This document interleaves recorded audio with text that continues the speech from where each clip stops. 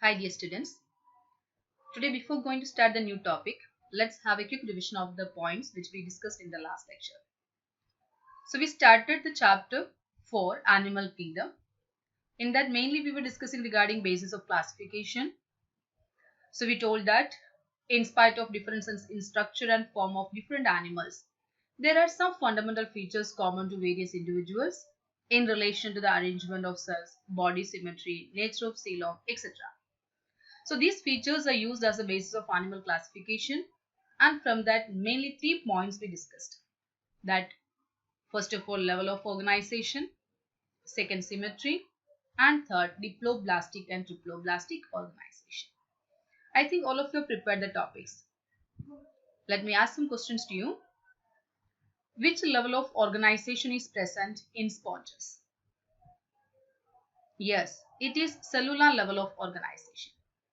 Even the organism is multicellular. Why it is known as cellular level of organization?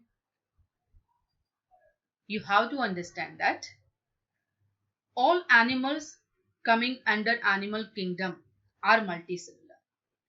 Even porifera are multicellular. But there is loose aggregation of cell. Division of labor is occurring among cells.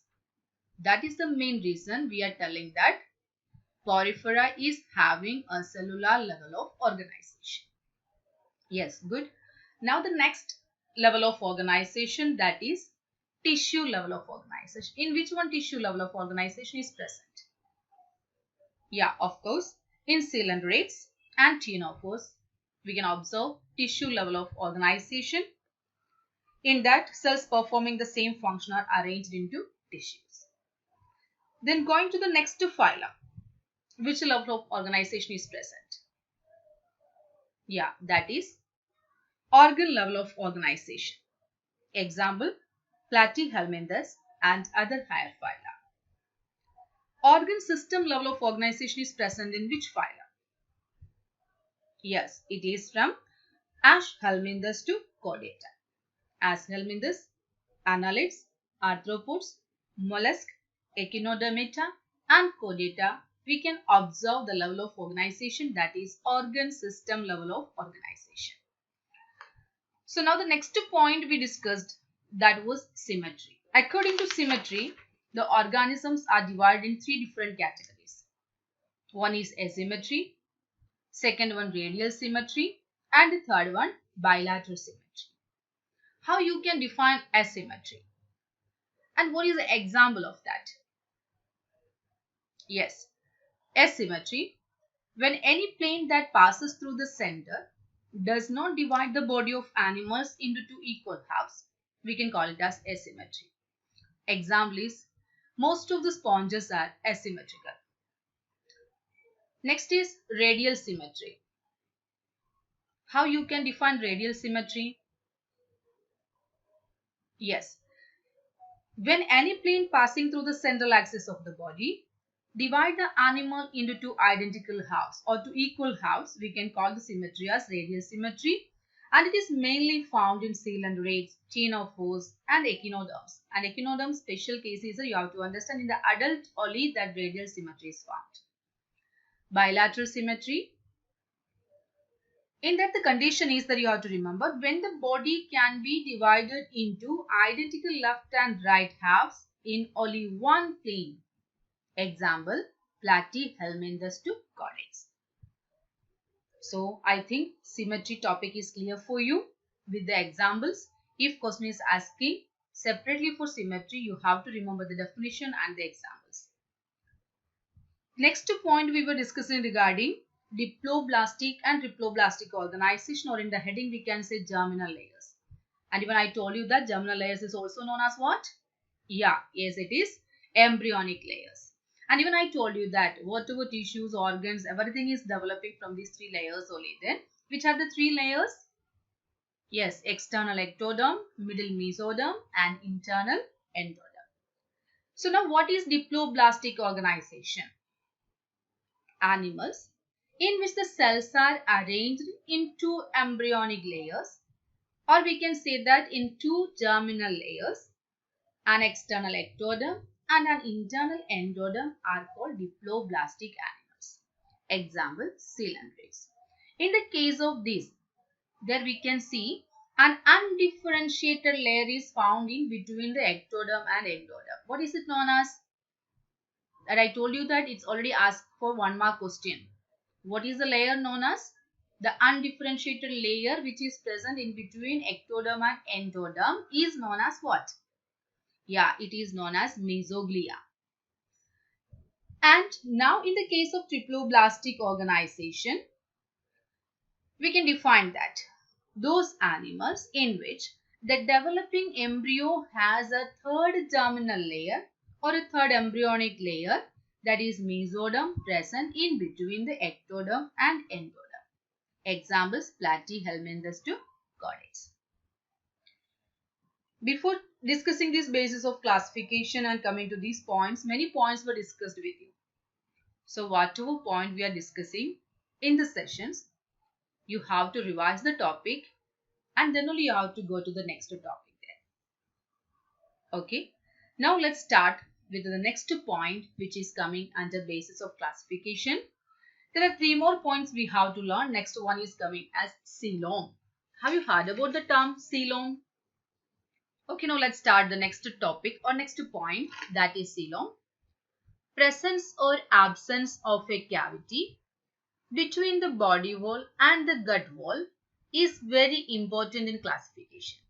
When we are going to divide or classifying the organism or animals, this characteristic or this feature is very important. That is presence or absence of a cavity, or we can call it as presence or absence of a coelom, where it is present between the body wall and the gut wall. Gut wall means you have to understand alimentary tract. The body cavity which is lined by mesoderm is called coelom. And if the body cavity which is present in between the body wall and gut wall is lined by mesoderm, we can call it as coelom. So you have to remember again the term is coming mesoderm. What is mesoderm? We learned it is the middle layer, middle embryonic layer in between ectoderm and endoderm. So here we have to understand the body cavity which is present in between the body wall and gut wall is lined by mesoderm. So we can call it as coelom. And according to the presence or absence of coelom, animals are divided into different types. Animals possessing coelom are called coelomates. Animals possessing coelom are called coelomates. So what we have to understand? So whomsoever coming under the category of coelomates, in those animals, what is present? Coelom is present. What is a coelom? Coelom is the body cavity which is lined by mesoderm. And example of coelomates are annelids, mollusks, arthropods, echinoderms, hemichordates and chordates. You can see the figure. Here it is given diagrammatic sectional view of coelomate, pseudocoelomate and acoelomate. From that, the first one you have to say that is coelomate. So there you can see all the layers. Ectoderm is their external, middle mesoderm is present, and internal endoderm is present, and in between you can see the coelom, that is the body cavity. And you have to understand this body cavity is lined by mesoderm. So then only we can call it as coelom. So the body cavity is present and even it is lined by mesoderm, so we can call it as coelomate. So now I think coelomate's definition is clear for you. Now we are going to learn the second type, that is pseudocoelomates. In some animals, the body cavity is not lined by mesoderm. Instead, the mesoderm is present as scattered pouches in between the ectoderm and endoderm. Such a body cavity is called pseudocoelom and the animals possessing them are called pseudocoelomates. Example, Aschelminthes. Now let's revise the topic and we have to understand it once again very properly and very clearly. In some animals, the body cavity is not lined by mesoderm. The condition which we already told you that, if you remember, The body cavity which is lined by mesoderm is only called as what? Coelom. But here in this situation or in this case, we have to understand that the body cavity is not lined by mesoderm. But what is there? The mesoderm is present as scattered pouches in between the ectoderm and endoderm. In the diagram, you can see that here ectoderm is there, here endoderm is there, and here you can see the coelom. But you can see this is not as such as of coelomates. Here the coelom, the cavity is completely lined by mesoderm. Here you see the mesoderm is found as scattered pouches, बिखरा हुआ pouches जैसा दिखता है. It is not a complete layer. So here we are telling that here the mesoderm is found as scattered pouches instead of a complete mesoderm layer which is lining the coelom. So that's why we are calling it as pseudocoelom. And the animals which possess pseudocoelom are known as pseudocoelomates. Example, Aschelminthus. Aschelminthus or Nemathelminthus, nematodes, commonly known as roundworms. Now the next one is coming, the animals in which the body cavity is absent are called acoelomates. Acoelomates means absence of coelom, absence of body cavity. Example, Platyhelminthes. In the diagram, you can see that here continuous layers are present. External ectoderm, middle mesoderm, and internal endoderm, and the coelom is not present there. So, absence of coelom. If coelom is present, you have to understand it should be between where? It should be between where it should be. Here you can see ectoderm, mesoderm, then coelom, then endoderm. So like that it should be there. But here it is not present as such. So here after mesoderm we are not getting the chance to see any cavity. So that's why they are known as acoelomates. That means absence of coelom. So acoelomates example Platyhelminthes. So here we are discussing regarding a point, and that is coming under basis of classification, that is coelom. So based on the presence or absence of coelom, animals are divided into three different categories, that is coelomates, pseudocoelomates and acoelomates. If we start from acoelomates, you have to understand if the body cavity is absent in the animals, so we can call it as acoelomates. Example, Platyhelminthes.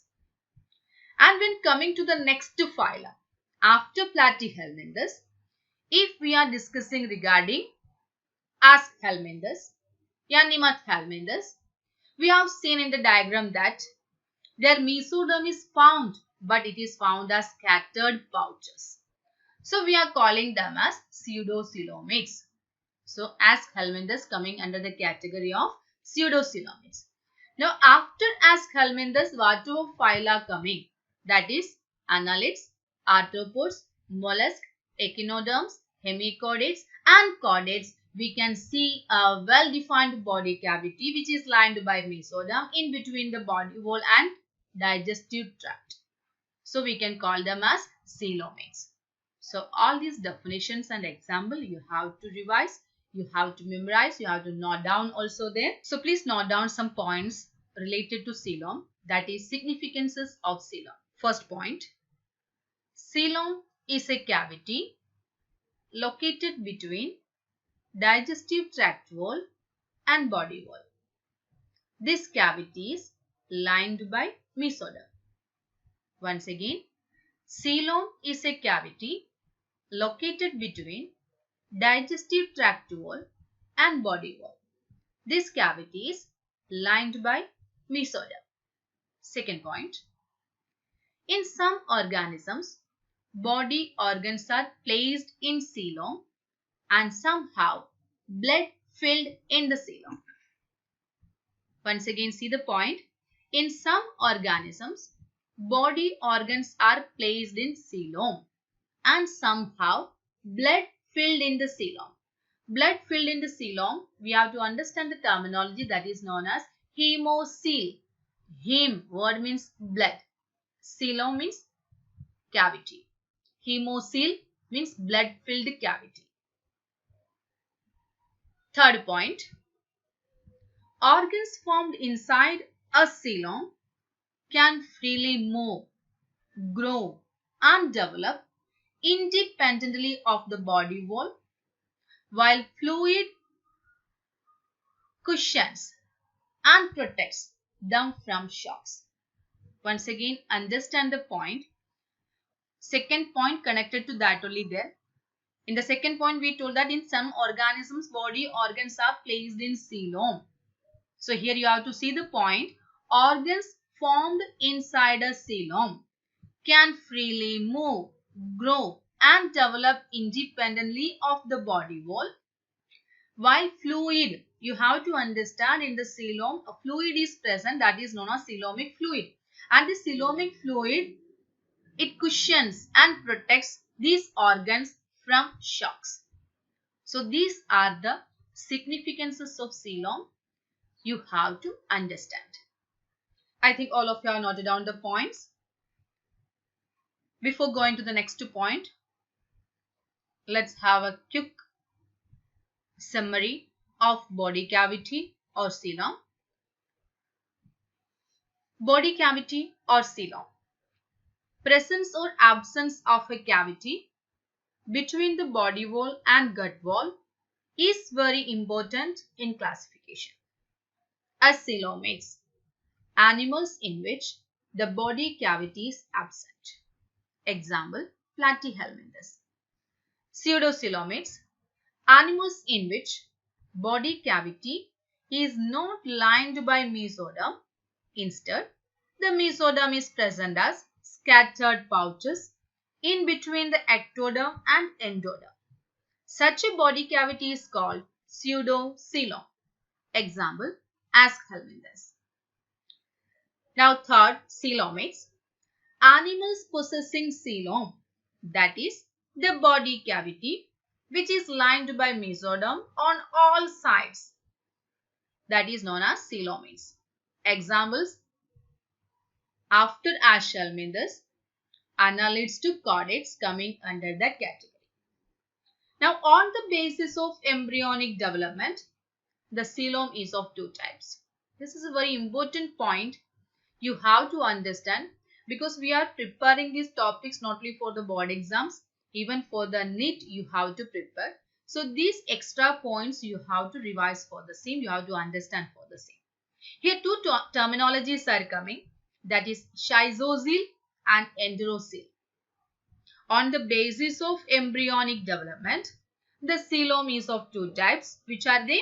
Schizocele and enterocele. What is schizocele? Coelom formed by splitting of a mesodermal mass. What is schizocele? Coelom, otherwise the body cavity, is formed by splitting of a mesodermal mass. Example, annelids, arthropod, mollusca. Enterocele. Coelom formed by fusion of gut pouches during embryonic stage. Once again, try to understand the point. Enterocele. Coelom formed by fusion of gut pouches during embryonic stage. Echinodermata, hemichordata and chordata. These are as extra points you have to understand for the preparation of NEET. Now we are going to learn the next point of basis of classification, that is segmentation.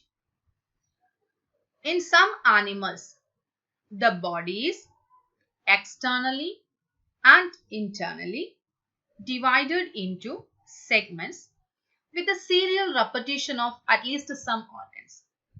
For example, in earthworm, the body shows this pattern called metameric segmentation, and the phenomenon is known as metamerism. This topic you already learned in 9th standard also in the classification chapter. What is metamerism?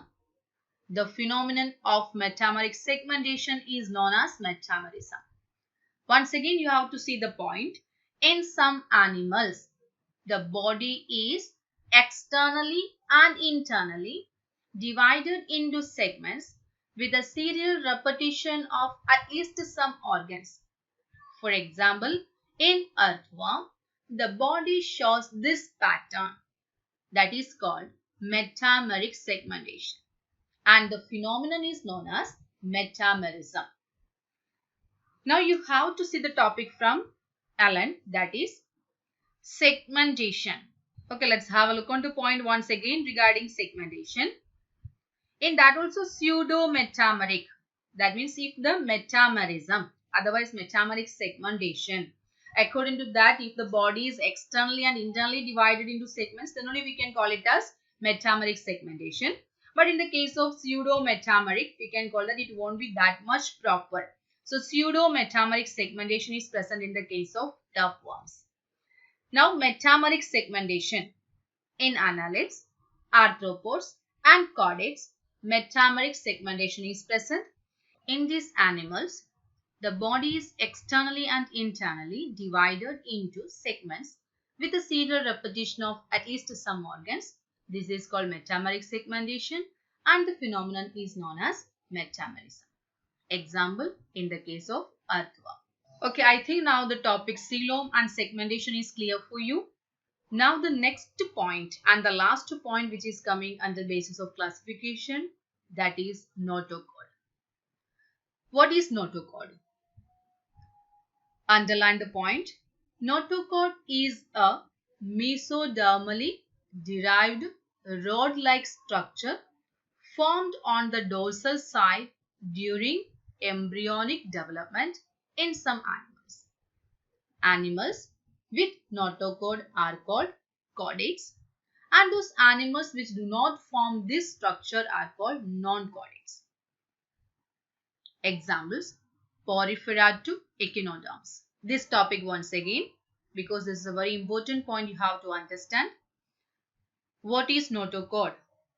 Notochord is a mesodermally derived rod-like structure formed on the dorsal side during embryonic development in some animals. When you're going to define the point, you have to remember many points connected to that. First of all, it should be mesodermally derived and its structure is like rod, and where it is formed on the dorsal side, and when it is developed during embryonic development, and in whom it is there, in some animals it is there. Keeping all these points in mind, if you are defining that, it will be okay. So let's see. Notochord is a mesodermally derived rod-like structure formed on the dorsal side during embryonic development in some animals. So animals with a notochord are called chordates, and those animals which do not form this structure, that means whom are not having this notochord, are called non-chordates. So based on the presence of notochord or based on the absence of notochord, animals are again classified into two, that is chordates and non-chordates. Whom are having notochord, they are known as chordates, and not having, they are known as non-chordates. Example: Porifera to echinoderms. Chordates, so we know whom are having, they are known as chordates. So can you define notochord? How you can define notochord? Yes, it is a mesodermally derived rod-like structure formed on the dorsal side during embryonic development in some animals. And based on the presence or absence of notochord, we have divided the organisms or animals into two categories: non-chordates and chordates. Non-chordates means animals without notochord, example Porifera to Hemichordata, and in the case of chordates, animals with notochord, example phylum Chordate. So now, with this notochord, the first topic of our this chapter is completing. As we discussed in the beginning, chapter for animal kingdom, in that mainly two topics we have to cover. First is basis of classification and the second is classification of animals. So from that basis of classification we have completed today, and the topics or the points which one we have covered in basis of classification are: first one, levels of organization; second, symmetry; Third, diploblastic and triploblastic organization. Fourth, coelom. Fifth, segmentation. And sixth, notochord. So based on the presence or absence of these characteristics or features, animals were divided into different categories. I think the topic is clear for you. Coelom. Once again, we can have a quick revision. Presence or absence of a cavity between the body wall and gut wall is very important in classification, and the body cavity which is lined by mesoderm is known as coelom. And if the coelom is present, then organisms are known as coelomates. And if it is found as scattered pouches in between ectoderm and endoderm, we can call it as pseudocoelomates. And if coelom is absent, so we can call these organisms as acoelomates. So next we were discussing regarding segmentation. In that also we have defined that in some animals the body is externally and internally divided into segments with a serial repetition of some organs. So this pattern is known as metameric segmentation, and the animals with metameric segmentation and the phenomenon is known as metamerism. Example we discussed about earthworm. And the last point we were discussing, that was of notochord. And the definition of notochord, you have to remember that notochord is a mesodermally derived rod-like structure formed on dorsal side during embryonic development in some animals. And based on the presence or absence also, the animals are divided into two categories, that is non-chordates and chordates. Animals with notochord known as chordates. Example phylum Chordata. Animals without notochord are known as non-chordates. Example Porifera to Echinoderm. Porifera to echinoderms, when we are saying, so you have to remember the names of all the phyla which is coming there. Phylum Porifera, Phylum Coelenterata, Ctenophora, Platyhelminthes, Aschelminthes, Annelida, Arthropoda, Mollusca and Echinodermate. All these phyla are coming under the category of non-chordates.